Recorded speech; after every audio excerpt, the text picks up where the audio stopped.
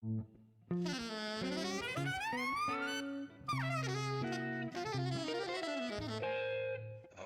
Jazz.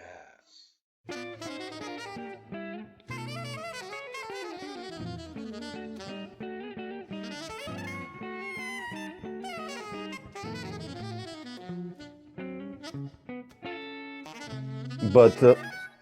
thanks for taking the Jazz. time. Really appreciate it. Sure, my pleasure. You know, I went through the list. I mean, usually go through the CDs I have at home, and I was like, oh man, I'll drop you an email, and you said yes. So, you know, and you have, I think we have quite a good reason, I think, to talk, because, you know, you have the 40th anniversary of your project and New Yoruba. And I mean, I first wanted to ask you, like, I've read on your website, you're going to have quite a New England tour coming up in October. And are you presenting some new material? Are you going to record some new stuff as part of this? And because I know last one was Halloween, right? I think Hallowed, sorry. Just a question: are we recording? Are we on? Yeah. Have we started? Yeah. Sorry. Oh yeah, I Good, just jumped good to in. know. I just jumped in. Yeah. 5, Sorry. 4, 3, 2, 1. Okay. Yeah. So, you've asked about the New England thing? Yeah. Okay. Yeah. So we have some dates coming up at Dizzy's Lincoln Center in September, and then with a slightly different personnel. Actually, an exciting. Sometimes when people can't make something, it's an opportunity for other great things. So for the New England tour, we're in 3 areas with various concerts and sacred music concerts, as well as full ensemble concerts and panels and things.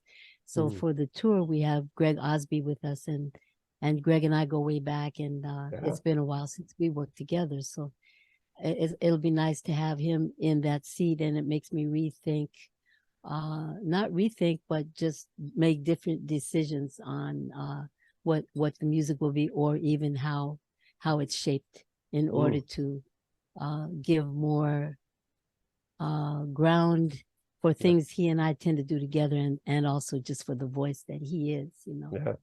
Yeah. I want to ask you about Greg obviously later. I mean, I think he was one of the first records I think he did was with you, actually, almost like, I think, mid-80s, right? That's right. And Steve Coleman, I guess. Yeah. So before he had started a group. Yeah.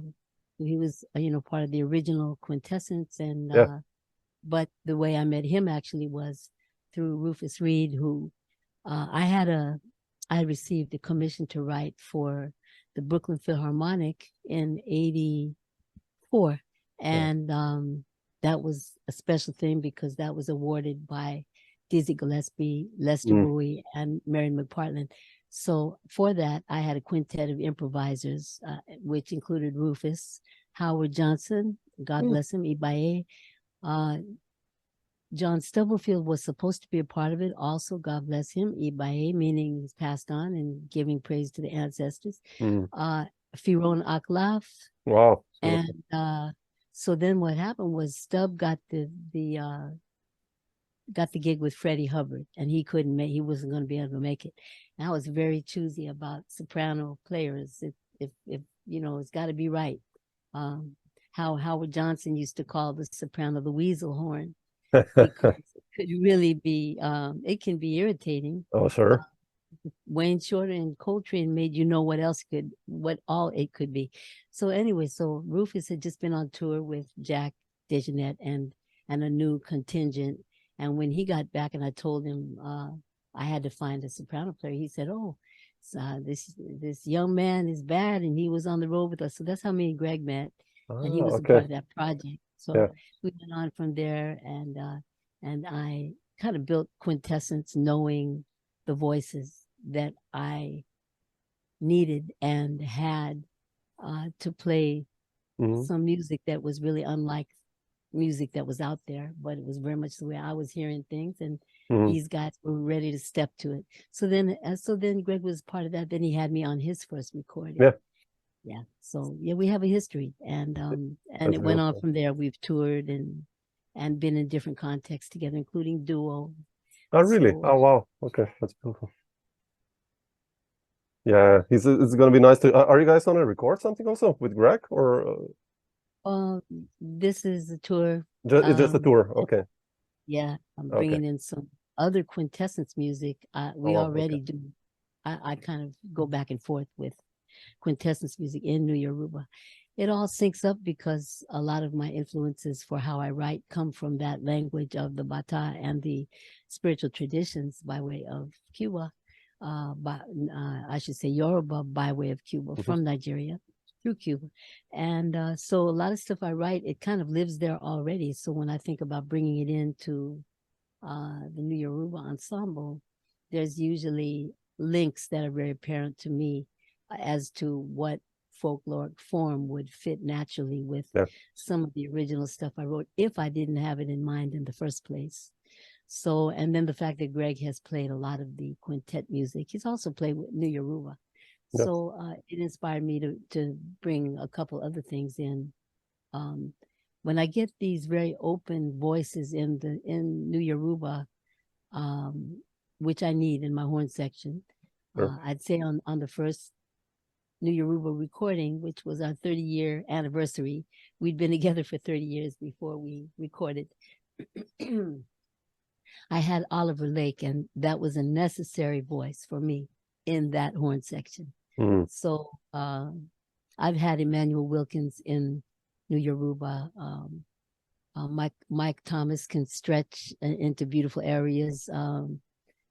Sometimes my horn section can be a bit on the conservative side unless I push everybody towards, do that other stuff. So I won't have to say a word with Greg. It's just going to happen. Beautiful. You mentioned composing. You know, I really love your writing. I mean, already going back to the Quintessence, you know, like kind of based on rhythms, of course, and the themes are angular and the harmonies. Sometimes things open up. And what's your process when writing music? I mean, obviously on the piano, but I mean, you know, how do you get inspired to write a tune, or like where do you start usually, like with a bass line or a rhythm or a melody, or are you making sketches or? Interesting because I teach composition a lot, and I basically teach it based on the things I've discovered. And what I teach is that any starting point will do. So I had an experience yesterday which plays right into this conversation, and also which I plan to use in the next few weeks at the workshop I do every summer, the Jazz House Kids workshop, where I teach composition as well. So I have a student, a young piano student, who also plays a violin, and he is really into composing. I mean, he knows what he wants. He's getting language, he's getting more information, but even when he had very little, he was just full of unique ideas. So he had a piece he was writing, and within it was this beautiful figure rhythmically in the melody.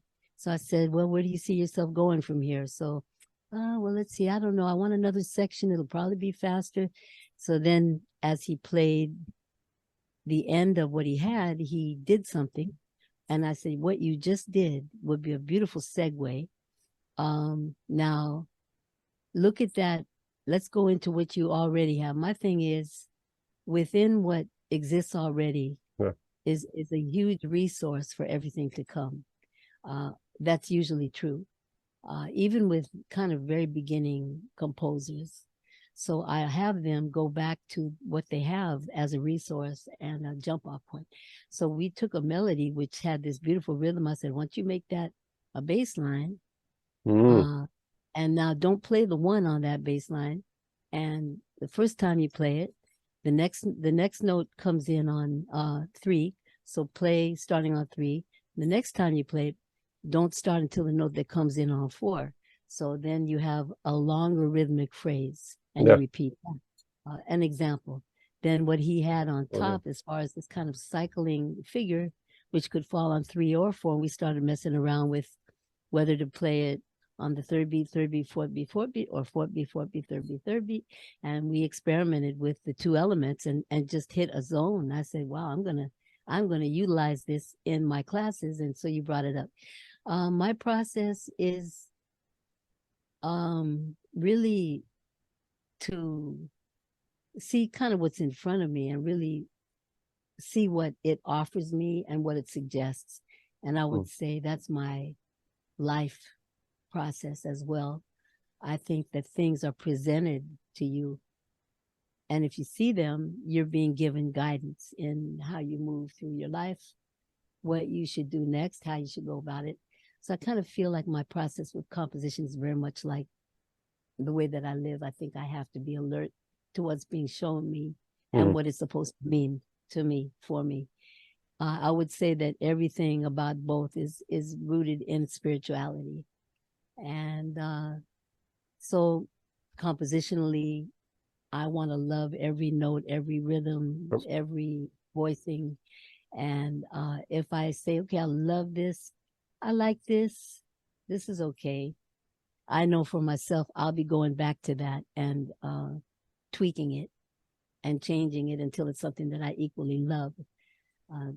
And I get to things by mutating them, shifting them, reversing them, excluding elements, just to see what a bare structure of something might be. Within any phrase, there's implied rhythmic possibilities. And rhythm for me is essential, driving and probably where I live, where I really live. You know? Yeah. It's do you have otherwise like a sketchbook where you write daily? I mean, where you write ideas or? Oh yeah. Okay, that's cool. Yeah. Current. 3 pages of ideas that relate, extended ideas that I have to then go back and, as a student of mine once says, I puzzled it together, he said. And I like that because sometimes that's what it is. I know all these elements are related because of the way I went about writing them. And now I want to see how I want to make that into a form and a format. Yeah. So some things come like this and some things really take time. Depends on what else is going on in your life too. Oh, sure. Yeah, definitely. Yeah. I know what you mean. Sometimes you can compose like really fast and then you're stuck in one section, and I usually just put the sheet music away. I'm like, okay, next year I'll work on that.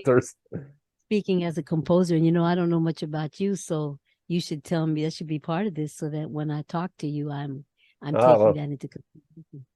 No, I mean it's all about you tonight. I mean, okay, but you're a composer and a musician as well, yes? Yeah. I mean, I've played with many guys from New York and recorded. You mentioned that, as a matter of fact. What's your instrument? Guitar. So. Okay. All right. Yeah. So I toured, and I don't know. I played with guys you probably know, like Tony Malaby and Mark Elias and Tom Rainey, Drew Grass, Gerald Cleaver, all these guys. So. And yeah, and I love composition. I think that's the beside improvisation, obviously. So, but yeah, it's just that's why I always ask when I do these interviews about composition, how people get ideas when they come to us, struggle point in somewhere. How do they solve this, or how to get ideas? Yes, you have to let go of what you're holding on to so tight, in order for it to go where it needs to go. You can be holding yourself back. That's true too. Yeah. That's one of the things I've definitely discovered, and you probably need to apply to what I'm working on right now. Are you writing like new music also for the ensemble? I mean, that you're gonna play in October, or? No, not for this bout. Although I am arranging new arrangements of, for example, quintet stuff for New Yoruba, and I brought new things in. I have brought new things in continually. One of the most recent was something that it took a lot of writing on my part, but it was based on a piece of music that the percussionist Eddie Bobe was recording when he passed away. And that was for a homenaje tribute to him that Arturo Ofaril put together. So I brought that on into New Yoruba after performing it with the Afro-Latin Jazz. So, but I'm currently very interested in developing a new repertoire for a new contingent of Quintessence, and that's what I'm. Ah, Yeah. oh And I wow, have beautiful. great musicians on standby for that. I thought things would move quicker in that direction, but again, life takes its course. So I'm gonna take the time to. I also have music that I have written for the quintet and recorded at home in rehearsal context. Some commissioned works that have never been recorded. So anything new would combine this material that I'd like out there with new repertoire, based on where I'm at now and how I'm playing now and how I'm hearing now. So I'm looking forward to what I hope will be a real productive next stage of writing. Oh, beautiful. I'm I looking love to forward. be in the zone. Yeah. It's a great zone to be in. I just love it in there. Yeah. The when you're in the writing process, you mean? Yeah. You know what I mean? Yeah, it's nice to do that. How do you achieve that to get in the zone, actually? I mean, speaking because we have live, right? And then you have to start composing. I mean, how do you get into the zone, actually? Well, I'm just saying, once I'm in it, once I've discovered some exciting things that I'm Yeah. writing and putting together, after a certain point, it just really is carrying itself. I'm hearing it and thinking it when I'm riding the subway. I'm eating dinner. I'm laying in the bed. It's just all going through my head, and I'm getting ideas about the next time I sit at the piano and computer, and what my next step and stage will be of taking it where I'm starting to hear it, that it's trying to go. So when I'm in that zone, at that point, it's kind of carrying itself. And that's an exciting place to be. So, but it involves, I think, having not a lot of interruption in terms of other things that might completely pull you away in life, whether it be emergencies, crises, or just a very busy schedule with other things. And so, yeah, I'm trying to get in there right now. I'm trying to get in there. Beautiful. Fantastic. Now I'm looking forward to the new quintet stuff. I mean, I love that band, you know, Quintessence. Like this is, I mean, that's how I discovered you when I bought one of those CDs, and I was like, man, what is this? Really love the compositions and you know, beautiful stuff. But Michelle, I wanted to. Sorry. I was just gonna say there's quite a few people waiting, because we haven't recorded in a lot of years. Exactly, Although we yeah. performed a few times since with different instrumentation and personnel. I don't even want to mention the great folks that I have standing by for when I'm ready. Yeah, I wanted to ask you who's on I'll the. wait. But Yeah, okay. I'm gonna wait. It Yeah. has to get real first, you know. Sure. Yeah. Better not put it all out there until Yeah, close time, and it's really on the verge of happening. yeah, beautiful. I just wanted to ask you, you know, when what got you excited when you were, I guess, I don't know, a teenager, or when was that moment for you when you said, okay, I want to go into the jazz world, or was there a record, a concert, or a moment that happened? I think there's a lot of stages of that. When I was Oh, young, please. I came up listening to a lot of jazz in my home. I learned piano in an improvisatory way. I eventually took some lessons, but a piano came in my home when I was 6, and it just felt like a big Christmas gift. Let me take a sip of water here. Yeah, sure.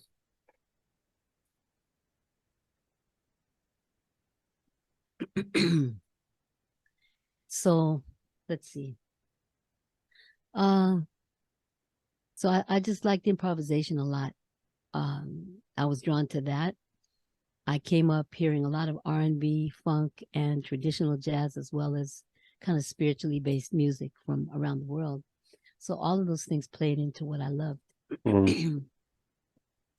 So then in the process of getting to know various jazz artists and listening in I'd say my late teens or early teen, around 16, 17 is when I really graduated hard toward jazz as the source for the improvisational music. And when I was 18, 19 is when I met my mentor, the great Ed Kelly. And great pianist, organist, based in Oakland. I'm from Oakland, California. And then just being up in an environment where everybody was just completely crazy with trying to absorb everything possible. And I never really registered at this junior college, community college, Lyne Junior College, but I got in the big band through improvising on a blues in F. And I took 2 semesters of a course in harmony. And that's the extent of my schooling, of my formal training. So during that time, we formed groups, and we had R&B bands, and we had bands that really mixed R&B and jazz. I started writing, and I was listening to, the stuff we listened to was like a lot of Chick Corea, Herbie Hancock, Art Blakey, Wayne Shorter, Bobby Timmons, John Coltrane, Thelonious Monk, Duke Ellington. I could definitely go on and on. And stuff was just jumping into me. I was so excited. I wasn't into transcribing entire solos, but I would snatch things. Oh, what is that? With a great interest. I need to know what he's doing right there. And I'd figure that out and just kind of keep stepping, But I do remember once, I'll never forget, listening to a Lee Morgan record called Delightfully Morgan. And the one solo I ever transcribed beginning to end is his solo on Night Flight. And listening to Lee, I found myself just, yelling out in ecstasy. I said, that's how I want to make people feel. This is it. This is it. I remember moments like that.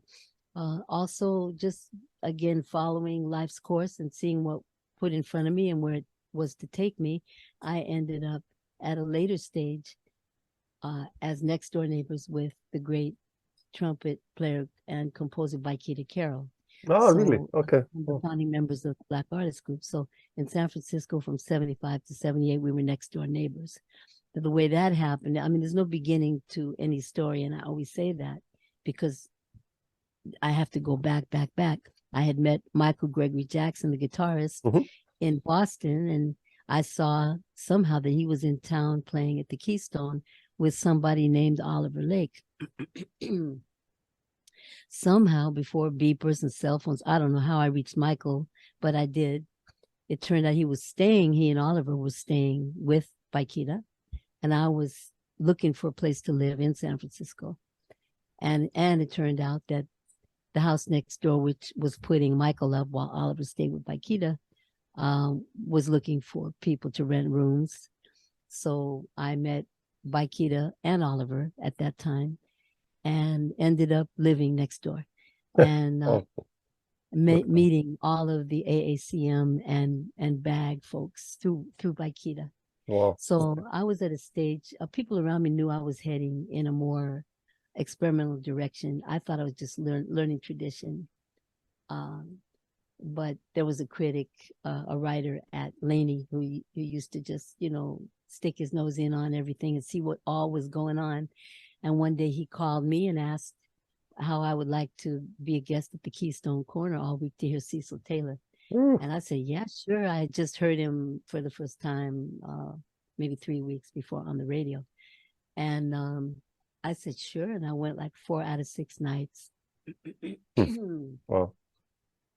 And then I traveled. And when I landed and started playing again, I was playing real different. I had been very much transformed, But years later, I asked Mr. Elwood why he did that. At some point, I need to get this little frog out of my throat. Can we stop? Yeah, sure. I'll wait. I'll put a. There we go. Okay. So anyway, one day I asked Mr. Elwood why he had offered me that opportunity. And he said he could hear I was heading in another direction, And my mentor, Ed, at one point, he said, yeah, Mick, he used to call me Mick. He said, yeah, you always had to kind of do things your own way. I was, Mr. Kelly, was I disrespectful? He said, no. So people around you sometimes see better into you at a certain stage, at an early development stage. So I feel like when I ended up neighbors with Baikita, that's all very in keeping with the course that my life was meant to take. And it certainly had a huge impact on me. Sure. And when I did move to New York, my first real prominent performance was with Oliver Lake at Carnegie Recital Hall. So things lead to things, you know, that's how that works. So. How did you decide to move to New York? I mean, what was the main trigger to leave the West Coast? I was going to the Keystone a lot, which was our, you know, international, amazing jazz club in San Francisco, run by Todd Barkin. And I was hearing this energy and all these great musicians. I was meeting folks, and I had a group called the Lunar Ensemble with the great trumpet player out of St. Louis, Rasul Siddiq. God bless his soul. And a tenor player named Leon Fernandez. And I was playing percussion, musette, and piano. Poetry, we did everything. And actually in the process of going to the Keystone a lot, I was meeting folks that really encouraged me to move to New York, including, somehow I really remember Jimmy Lyons of Cecil Taylor's group, who really said, you should really move to New York, you know. And so before then, I can't even go into that story, the way everything led to everything to where I'm in the same place I found when I just came to hang in New York. I've been in this place for 45 years, and this place landed in my lap through the music, you know. But before leaving the Bay Area, I had the honor of playing on a double bill at the Keystone with my mentor, Ed Kelly, and my Lunar Ensemble.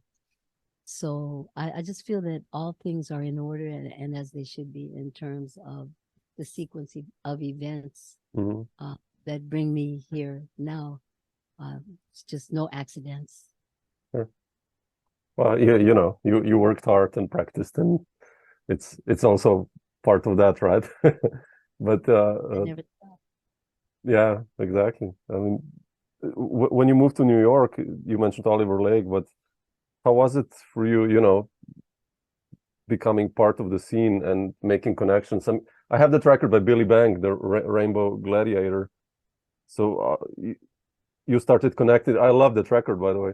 And how did you start connecting with people and getting first gigs? I mean, who were the first people you started to play with? And well, one of the first places that I hung was at what later became La Mama's and later became and still is the New Eurekan Poets Cafe. But at the time, it was Charles Bobo Shaw and Joe Bowie's place for rehearsing, performing, everything imaginable. So I came, you know, through the St. Louis connection. I came there when I first came into New York, and I met lots of folks there. I met Billy Bang there. Young St. Louis guys that were coming up, I met there, Ronnie Barrage and Kelvin Bell. And I had this St. Louis connection between Rasul and Baikita, Oliver, Julius Hemphill, Abdul Wadud. One of my other first prominent performances was with Baikita in Washington, D.C. with his group, with Julius and Abdul. And I was playing piano and congas on that one.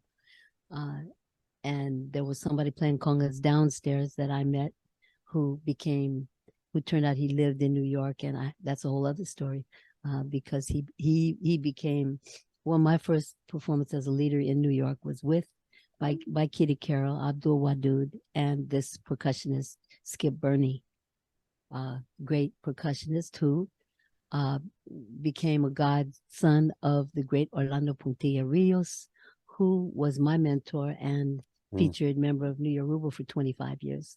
He brought here a lot of tradition that he was willing and anxious to share, knowledge that was kept secret for a very long, for always. So he was in his efforts to build a world of music that he could present, he needed folks to understand. So he was a teacher and a contributor, a great contributor to the community of that I was also part of folks that were very connected to and impassioned by the spiritual folkloric world of Cuban music, stemming from Nigeria, Dahomey, and the Congo mainly. So everything is just so super connected, interconnected. My New Yoruba ensemble, the first one, which was 14-piece, and we toured in '84, and there's footage from the European performances, was by Kitty Carroll, Oliver Lake. You know, how second nature could that be? Rasul Sadiq, you know, John Stubblefield, Howard Johnson, Bob Stewart, Rufus didn't make the tour. It was Anthony Cox, who was then on my first quintet recording. Fiona Aklaf, Orlando Puntilla Rios, and Eddie Bobe and Eddie Rodriguez, and the woman who's now my godmother, my madrina, Olufemi Mitchell. So the worlds came together for me in New Yoruba, and I brought the very avant-garde together with the very traditional elements of the folklore. So this is still what I do 40 years later. Yeah, that's quite incredible. Yeah, I love that about your music, what you said exactly now, that, you know, the rhythms, and then there's that other open part, and it all gels together. It's beautiful. It does. Yeah. Even though one is trying to maintain ancient traditions so they don't get lost. Yeah. And the other world is all about expanding those traditions and even abandoning some of them somehow or other, and not somehow or other, but clearly because of the connections at the roots being Africa. There is an inherent thing going on there in that diaspora, in the travel, in the progression of the music. And I just hear it. I always feel them to be organically connected, even though some people would see them as opposites in some ways. But of course, more and more people are bringing more and more worlds together musically. And jazz is certainly music that invites everything and has room for everything. Yeah, that's so true. Yeah. I wanted to ask you about, you mentioned '84 going to Europe. How was it for you, like in the mid '80s, getting gigs and becoming a band leader, like in New York at that time? I mean, it was a very exciting time in New York when I came in '78. The more creative you were, the more experimental in some ways, the more people were into it. That changed in the '80s a lot. But I just met supportive people everywhere I went, and I have an instinct for that. I think that's really important. I met folks like Rufus Reid and Freddie Waits and Billy Hart. They were my cohorts in a lot of contexts, and they were excited by what I was doing that was different. You know, that was amazing to have that kind of support. That tour was another thing, though, because although I had to have interpreters, I did come to find out that European writers were expressing things such as, well, nobody even knows her, and she just put a band together of well-known people to get over. I mean, that was cold-blooded. Everybody in my band was connected to me at the heart, at the heart and soul, and all through my life so far. You know, everything was very organic. Everyone was there because of their excitement about being a part of it. And I only called people who I had connection to, already. There was nobody new in that circle, So Europe was hard on me, I think. Also, the tour was hard on me because I won't mention his name, he who booked the tour, which was a great tour. It was about 3 weeks long, major festival. Oh, okay. all, Paris and Zurich and Berlin and Tampere, no? Finland, yeah. Nancy, really major festivals, which is what it took for a 14-piece band. Oh man, yeah, sure. People got paid too. But he was on the road with us and basically did nothing to help. And basically we had to wake him up in the mornings because he was drunk. And oh, I'm sorry. You might know who you are when you see this interview. But yeah, that wasn't a great experience. It was very it was tiring for me. Sorry, my nose itches. You see me scratching. Oh, no worries. But I had folks in the band that were observant and came to the rescue here and there. One of them was Bob Stewart. God bless you, Bob. He was just like very observant. One day he said, "What's wrong?" And I told him, I said, "I can't get no kind of help. I can't round up the musicians. This guy isn't here to do anything." Next thing I knew, that guy came running out. Can I do something? Is there something I can do? No, you got to pay your dues. I remember coming back from that tour. Oh, I also had Kelvin Bell was in the group. Oh, I wow. mentioned that because when I came back, and Arthur Blythe, who Kelvin was working with a lot, asked me how it went. I said, "Oh boy, I'm still getting over it. It was like exhausting." He said, "You got to pay the cost to be the boss." Yeah. And that's as much love as he gave me. So I would say, in answer to your questions, there are challenges in these contexts. I would say I had some in a number of settings. I had rebels who decided to make it harder for me for whatever reason. And but it wasn't long after they were saying things like, "Oh yeah, you gave me the best tour I'd ever been on, so far, or time passes and youngsters look back. I mean, I was young. I was in 83. Well, I was young. We'll put it like that. And but I had folks around me that were younger, but mostly I was the youngest. But the younger ones they were the hardest. They thought they knew everything and how everything was supposed to go. So the thing is, I've been motivated all along. I'm hearing things. I need to do what I do. It's just something I have to do. It's the way I have to live my life. So in spite of anything, whatever barriers or difficulties, I would look at that and kind of say, "Dang, what was that?" And just keep stepping, not even bother to try to figure it out, because that was going to slow me down. I've been on a mission pretty much, not for fame, but for enough recognition for the purpose of getting more opportunity, because the opportunity inspires us to do new things and to complete things that we're doing that need completion so that we can move on. And it's hard to have something lingering and start something new. That's a challenge. For folks, it does pulls you back some. So you need opportunity. So you need recognition to get opportunity. And for me, that's a means to an end. To be famous or to be at the top of the downbeat list, things like that have never mattered to me. Although when things come, I'm very grateful. I'm like, yeah, okay, that's about time. Oh no, yeah, no. I don't even want to go there. It's like, so just as a side note, sometimes I read this, like artists deserving wider recognition, and then you have like, someone who's done like 40 records or something like that, and I'm like, people, are you serious? Like, come on, like, that's crazy. But anyway, yeah.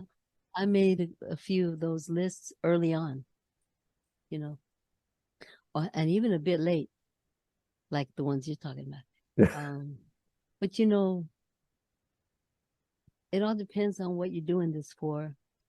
And I'm glad that I'm not doing it for certain reasons, and that I do it for others, because it's just there's more peace in that.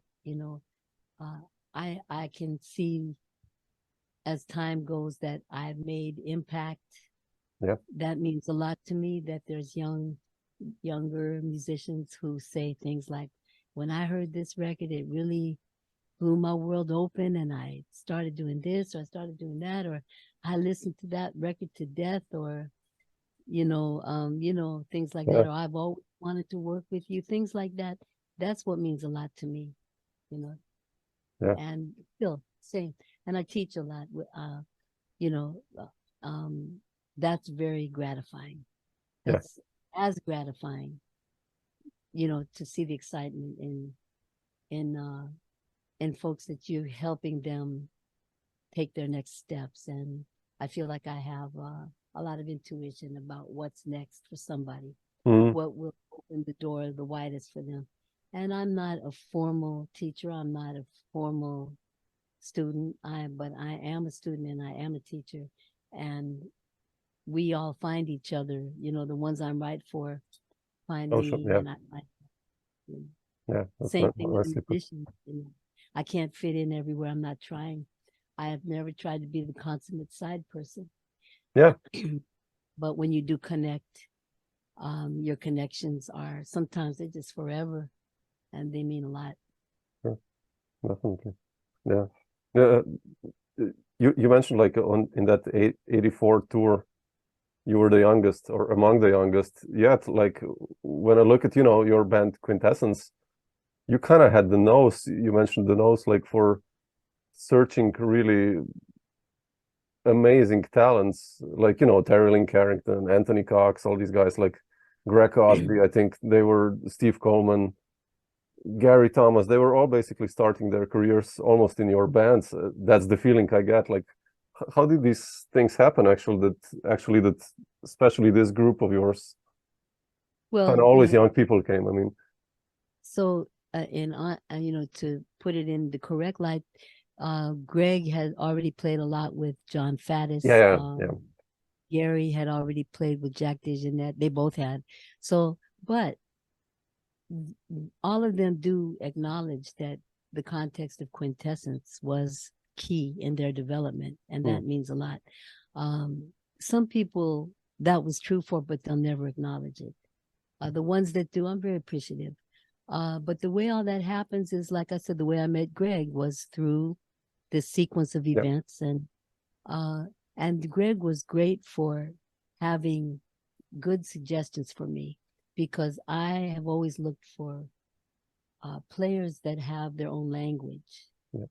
I really cringe at a lot of cliches, not outside of mine, not outside of my musical context. No, sometimes I love straight up hard hitting blues, funk, R&B, whatever. Where there might be a lot more, rather than call it cliches, just a language that is just used by everybody. But I think what I've been very drawn to is players that have developed their own voices, and that's what I need. So there were very few then, and I would almost feel like, oh my goodness, they called me for a gig and so can't make it. I might as well cancel that, not take it, because I really didn't know who else to call. That's the way it used to be. Now that you've got very bilingual, I'll say, and because for me, with New Yoruba, it was either I had players that were maybe too stretched out for the folklorists, so then I swung the other way, and I had players that might be more inside and easier for the folklorists to work with, but not satisfying what I needed in the music. So, and it was never it was rarely someone that did both in the way that I needed. So now it's very different. There's lots of potential for every seat in terms of players that can go there and provide much more of what I feel I need or what the group needs as a whole. But certain people have always been great for making suggestions to me for other people. Greg Osby was great for that. He brought, as a matter of fact, By Key to Carol was supposed to be on the first quintet recording. Oh, really? Oh. And he had a challenge health-wise that he overcame, which was, but at that time he couldn't make it. So Greg suggested that he move to soprano and play the trumpet parts and bring Steve Coleman in on alto. I think Greg also recommended Terri Lyne. So, Okay. right. And he might have recommended Anthony too. So then later on in later sequences, Mark Shim was a great resource for other players that would provide what I needed to continue this trajectory of Quintessence. And, it's the same thing that, things lead to things as far as finding what you need. I hold out because I really don't want to just do something for the sake of doing anything. I want to do it like it's supposed to be done. And sometimes that takes waiting until the right combination of things happen. Yeah. I think I recorded more or less once every 6 years, which would mean that 2025 would be next for me. Yeah. And I could imagine that happening. I'll say. Beautiful, yeah. I want to make it happen, Perfect. And that will be a further reflection of that progression where one thing just inevitably leads to the next if you're on your right path in life, in the music, in your composition. It's all one to me. Might sound like a cliche, but no, but it's true. Yeah, that's where we get ideas, where we get inspired, vice versa. I mean, yeah, it makes sense. Yeah. I just, not to take too much of your time, I just wanted to ask you. You mentioned this October tour now. Like, do you have any plans coming to Europe actually, or with a certain group? Or it's really something. I went to Europe in the 80s and the 90s. I don't think, and then early 2000 with a quintet that included, I brought Tyshawn Sorry when he says he was 21. I thought he was younger, but it was his first time out with Steve Wilson, Mark Shim. Oh, wow. Kenny Davis. It was a great band. Is there any footage of that band? Not that I know of, Oh, which man. is really Would love to hear that. Oh. It was in various ways a challenging tour, again, having somewhat to do with the way it was put together and he who put it together.